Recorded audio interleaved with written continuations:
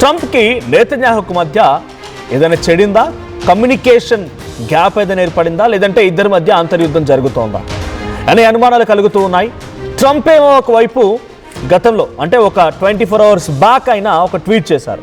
Straight of Hormuz అనేది చాలా కీలకం, ప్రపంచ దేశాల్లోకి వెళ్ళా 20% చమురు గ్యాస్ మొత్తం కూడా ఇక్కడ నుంచి సప్లై అవుతుంది, కాబట్టి దీన్ని మీరు వెంటనే వదిలిపెట్టాలి, లేదనంటే నేను అమెరికా దేశం డైరెక్ట్గా అంటే డొనాల్డ్ ట్రంప్ డైరెక్ట్గా ఇరాన్లో ఉన్నటువంటి పవర్ ప్లాంట్స్ పైన, ఇన్ఫ్రాస్ట్రక్చర్ పైన, ఎనర్జీ ఇండస్ట్రీస్ పైన దాడి చేస్తానని చెప్పి ఒక స్ట్రాంగ్ వార్నింగ్ ఇచ్చారు, డెడ్ లైన్ పెట్టారు.